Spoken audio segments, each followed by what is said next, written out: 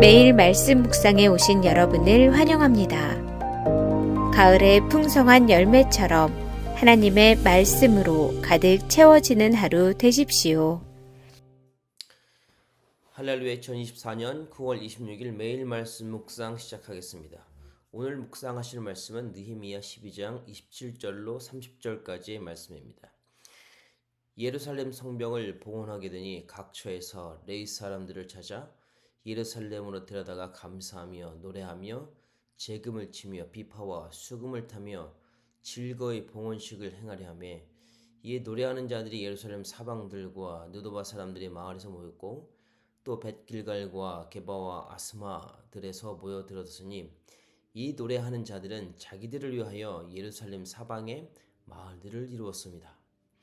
제사장들과 레위 사람들이 몸을 정결케 하고 또 백성과 성문과 성벽을 점검케 하니라. 아멘. 오늘 본문은 성벽 봉헌식에 관한 이야기입니다. 남유다가 망하고 이스라엘 남유다 백성들이 포로로 바벨론으로 끌려간 70년이 지난 시점인 538년에 이스라엘 백성들이 고향 유다 땅으로 돌아옵니다. 하지만 자신의 고궁은 형편없는 모습이었죠. 성전은 황폐해졌고 예루살렘 성은 사람들이 살기 어려운 곳이 되었기 때문이죠. 더욱이 성벽도 황폐해졌기에 들짐승들의 위협과 특별히 외부의 적의 위협에 그대로 노출된 상태였습니다. 고향에 돌아왔지만 살아가야만 하는 현실에 부딪힌 이스라엘 백성들의 모습입니다. 그런데 보통 같으면 살아가기 위한 것에 중점을 두고 치중했을 텐데 이스라엘 사람들은 이와 같지 않았습니다. 1차 포로 귀환 이후에 스룹바벨을 중심으로 학개와 스가랴 선지자의 협력 아래서 성전을 재건하는 일이 시작합니다. 이스라엘에게는 자신들의 삶도 중요했지만 하나님을 예배하는 그리고 하나님을 만나는 성전이 더 중요했었습니다. 다른 말로 하면 하나님과의 관계 회복이 더 중요했다는 것이죠. 그렇기에 성전 회복을 위해 전력을 다했고 516년 드디어 성전이 완공됩니다.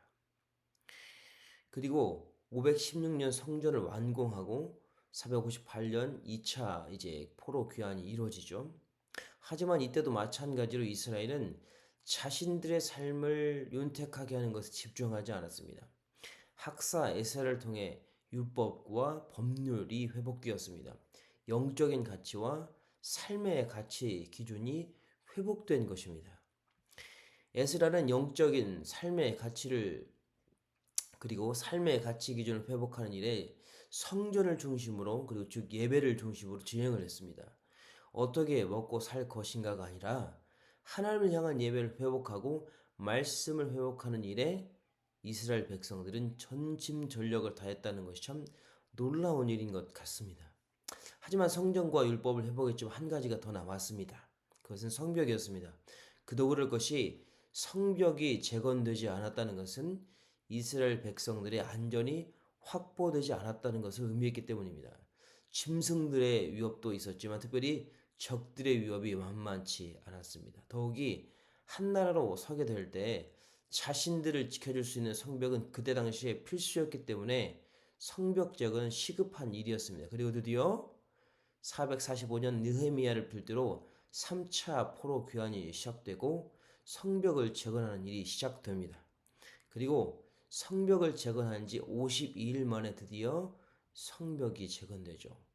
성벽이 회파된 지 150 만에 성벽이 재건된 것입니다.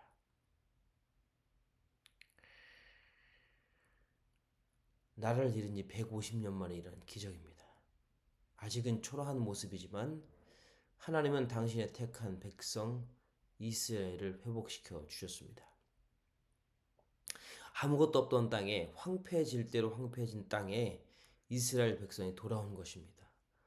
돌아온 이 땅은 살기에는 너무 형편이 없는 땅이었고, 그러나 이 형편이 없는 땅에 하나님을 예배하는 성전이 세워졌다는 것이 놀라운 것입니다. 그리고 성전을 중심으로 영적인 그리고 삶의 가치가 회복되었죠. 하나님의 말씀이 회복된 것입니다. 더욱이 자신들을 지켜줄 성벽까지 재건된 것입니다. 완전하진 않지만 그래도 그럴싸한 모습으로 이스라엘의 나라가 세워진 것입니다. 거룩한 성 예루살렘이 회복된 것입니다. 그리고 이 성이 오늘 하나님을 향한 찬양으로 가득 채워져 있습니다. 이스라엘 백성들은 감격과 기쁨으로 성벽을 하나님께 봉헌 드렸습니다. 이 감격을 27절에서는 다음과 같이 묘사하고 있습니다. 감사하며 노래하며 재금을 치며 비파와 수금을 타며 즐거이 봉헌식을 행하려 하며 28절 29절은 또 다음과 같이 말하고 있습니다. 이에 노래하는 자들이 예루살렘 사방들과 느도바 사람들이 마을에서 모여들고 또 벳길갈과 게바와 아스마웻들에서 모여들었으니 이 노래하는 자들은 자기들을 위하여 예루살렘 사방의 마을들을 이루었습니다. 마치 오늘 기다렸다는 듯이 사람들은 예루살렘 주위에 모여 살았습니다. 그리고 성벽 봉헌을 한다는 소식을 듣자마자 너도나도 할 것 없이 자발적으로 일제 일어나 예루살렘 거룩한 성으로 모여든 것이죠. 그리고 한 마음으로 노래하고 있습니다. 여러분 상상해 보십시오.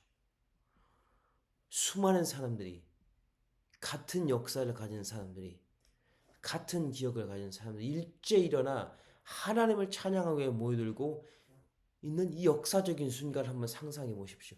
얼마나 기뻤을까요? 얼마나 감격했을까요? 얼마나 놀라웠을까요?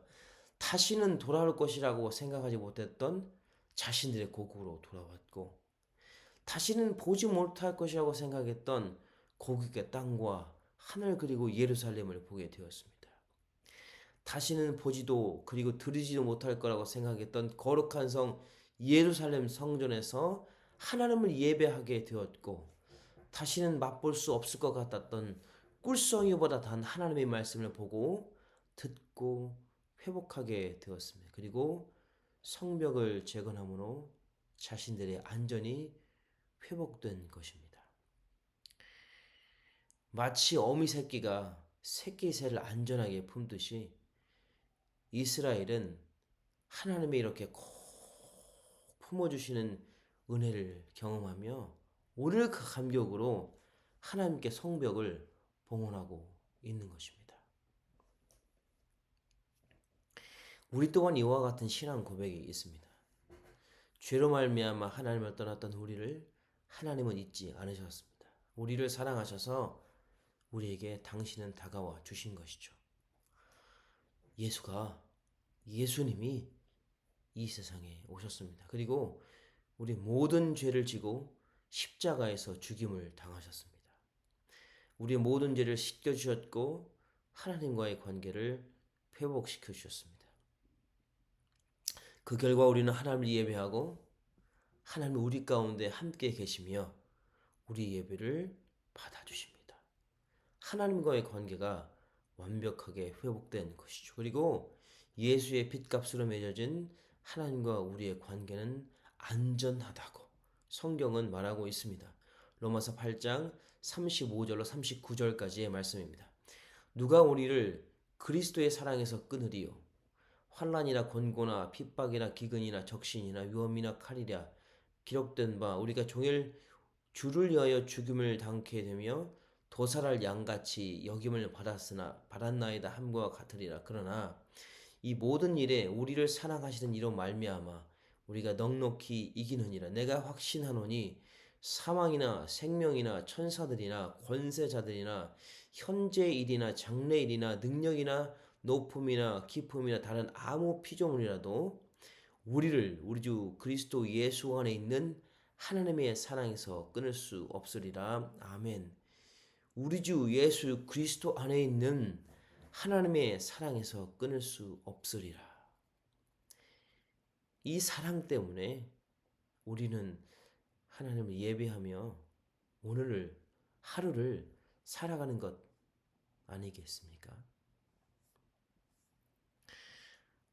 그렇게 바라기는 우리의 예배가 단지 하루 빼꼼 드리고 그래 드렸으니까 하는 예배가 아니라 우리 모든 것을 다해 전심으로 드리는 예배, 그리고 최고의 예배를 드리기 위해 최선의 삶으로 그런 최선의 삶의 예배를 우리가 살았으면 합니다. 마지못해 드리는 예배가 아니라 구원의 감격 때문에 하나님이 베풀어 주신 그 은혜 때문에 자발적으로 드리는 감격의 예배가 우리의 예배가 되었으면 합니다. 세상의 가치 기준이 아니라 하나님의 가치와 기준인 말씀이 삶의 중심에 있었으면 합니다. 세상이 주는 두려움에 넘어져서 절망과 실망을 노래하는 인생이 아니라 여전히 우리를 사랑해 주시고 보호해 주시고 인도하신 하나님의 사랑에 감동해서 부르는 기쁨으로 찬양으로 그려내는 복된 인생이, 그런 인생이 우리의 인생이 되기를 바랍니다. 오늘 하루도 우리가 성령님이 거하시는 거룩한 성도님을 기억하십시오.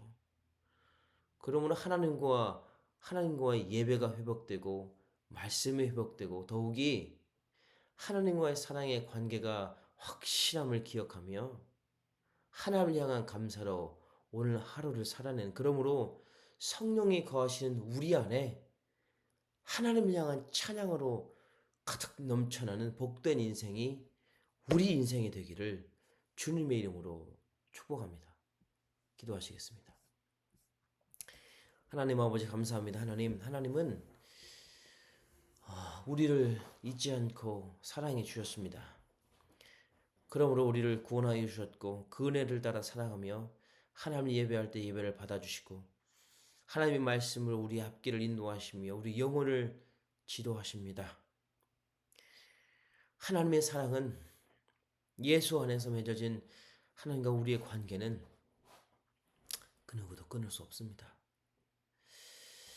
이 사실로 인하여서 오늘 본문의 이스라엘 백성들처럼 하나님 향한 찬양으로 이 예루살렘 성전이 가득 찼던 것처럼 하나님 향한 찬양으로 우리 삶이, 우리 심령이 가득 넘쳐나길 하나님 기도합니다. 감사합니다. 예수님의 이름으로 기도했습니다. 이 시간 함께 기도하길 원합니다. 먼저는 미국과 한국을 위해 기도하길 원합니다. 나라의 지도자들이 하나님의 경외하여 지혜와 분별력을 갖도록 진영 간의 갈등이 사라지고 정치, 경제, 외교 등 안정될 수 있도록.